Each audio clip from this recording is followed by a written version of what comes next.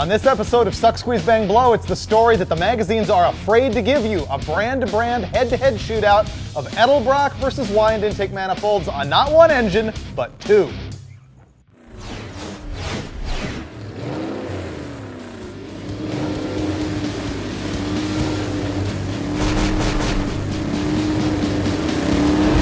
As you know, Edelbrach's been producing their Air Gap style intake manifolds for a variety of applications for several years now. But the new player on the block is Weiand. And Weiand's made this new Air Strike intake, which is a very similar design. It is a dual-plane high-rise with standalone runners so that air can pass underneath the plenum for cooling effect.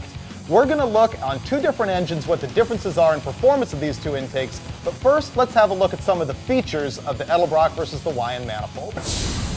As you can see, they're both Air Gap style runner intake manifolds, very similar in design. They're both high-rise dual planes. They've got the planes on the same side. But if you have a look deep in the plenum, you can see that the Edelbrach is pretty much square right here, whereas the Weiand has a big kick-out on the right-hand side of the manifold, adding plenum volume right there.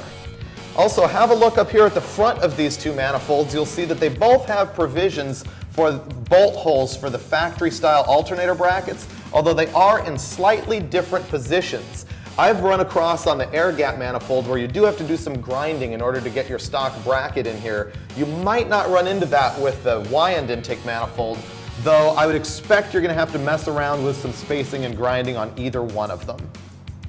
Both of these manifolds are also partially designed to have water crossovers on them. You can see that Edelbrach actually has two 1/2-inch pipe plugs in it, whereas the Weiand has a 1/2 inch on one side and a 3/8 on the other. So if you were planning on doing a standard water crossover, you'd probably need to drill and tap that out to a different size. Similarly, on the back of the manifold, the Weiand is not drilled and tapped for a water crossover at all, where there are two 3/8 pipe plugs on the Edelbrach. It can be just a little bit easier to plumb a vacuum line off of the Weiand intake manifold because it's offset on the runner. If you look where it's located on the Edelbrach intake, you'll find that sometimes with a Holly or Demon carburetor that fitting will run into the rear flow hole. For our very first test, we're running the same 360 cubic inch small block Chevrolet that you saw in the very first episode of Sqeeze Bang Blow. Here's a rundown on what's inside this thing. It's 11 1/4 to 1 with probe pistons, 6-inch rods, and a stock 350 Chevy crank. We're using Dart 215 cylinder heads. For all the tests, we've got a Holly 750 double pumper, a Comp 294S cam, and little tiny 1 5/8 inch headers with a 3-inch collector and 18-inch extensions.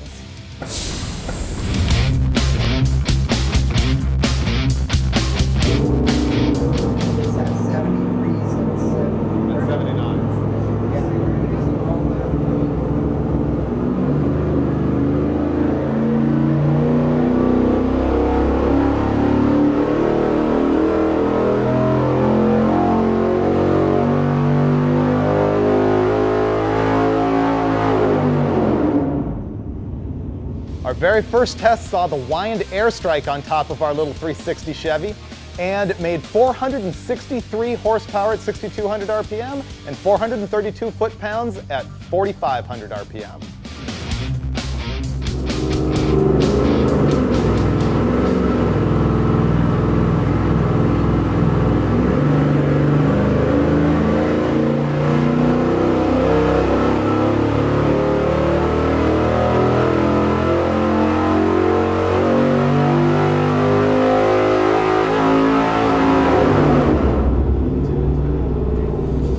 Edelbrach Air Gap. We ran it back-to-back on the engine, changing nothing else. It had the same timing, same fuel flow, and all that.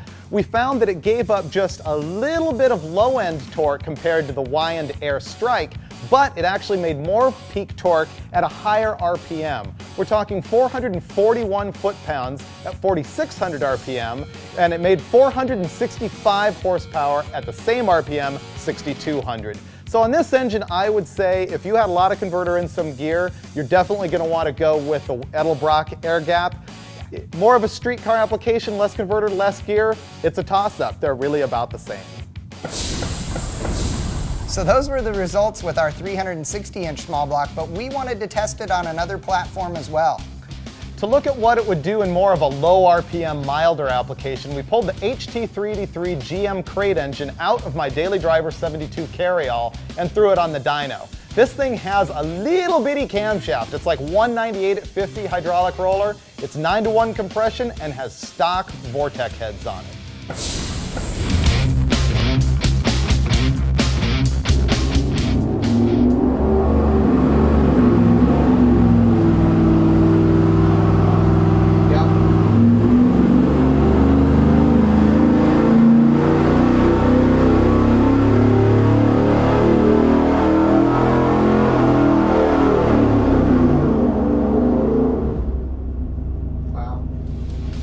And the survey said 347 horsepower at 4,800 RPM and 446 pound-feet of torque at 3,400 RPM.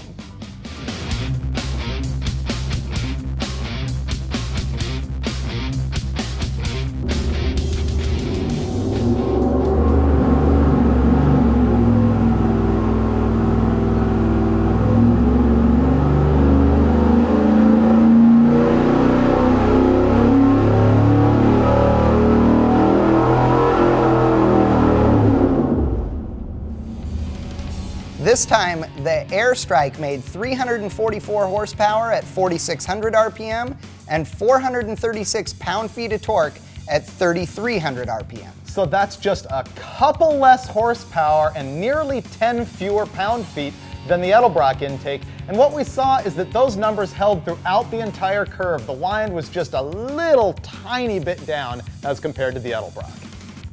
But we thought that we could fix it with trickery that we learned in the last episode of Sqeeze Bang Blow.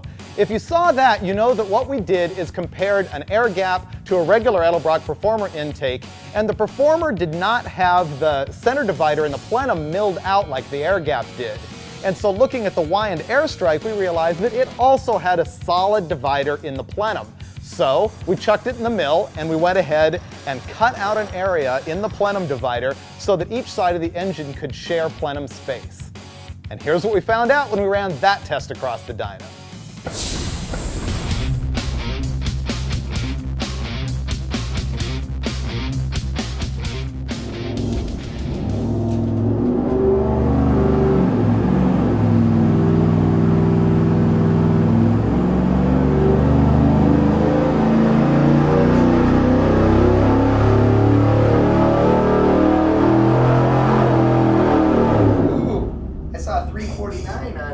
Horsepower there. This actually could be the ticket. And what we found is that we actually did bring that Weiand up right within striking distance of the Edelbrach. We're talking 2 or 3 power and torque numbers all the way through the curve, except for at the very top end. If you look at the horsepower peak, the Edelbrach still carries another 200 RPM over the Weiand. Again, an indicator that the Edelbrach flows just a little bit more air. Now, the other thing I can point out here is through my past testing, I know that if you don't want to chuck your manifold in a mill and cut down the plenum wall like we did, you can just put a 1-inch open spacer between the carburetor and the manifold and you'll get about the same result. And that's it for the end of today's shootout on Weiand vs Edelbrach. Basically, take your pick. They're very similar intake manifolds. And we will see you on the next episode of Sqeeze Bang Blow.